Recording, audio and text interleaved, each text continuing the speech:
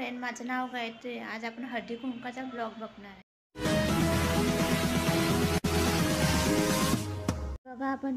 बघा आपण तुळशीचं पण छोटीशी रांगोळी काढून घेतली. अशा प्रकारे आपली रांगोळी तयार झाली. बघा किती छान दिसतं.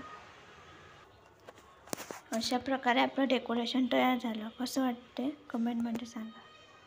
छोटासा स्वस्तिकाला बाजूने याच्या फुलं काढू दोन. पण हे बघा 2 राऊंड काढून घेतले. आता आपण साईडनं याला आपली छोटीशी देवाजवळची रांगोळी तयार झाली.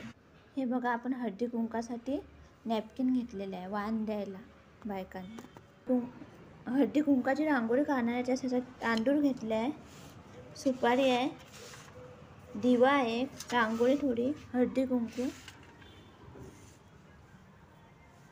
हे पानं घेतले, फुलं घेतले आणि इथं या टेबलवरती डेकोरेशन करणार आहे. बघू नंतर.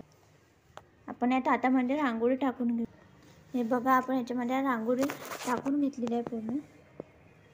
दिवा ठेवू मध्ये.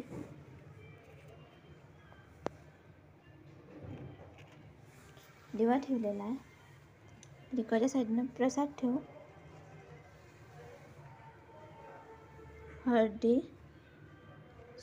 कुंकू, हळदी. हॅलो फ्रेंड, मेकअप झाला आहे. मी कशी दिसतो कमेंटमध्ये सांगा.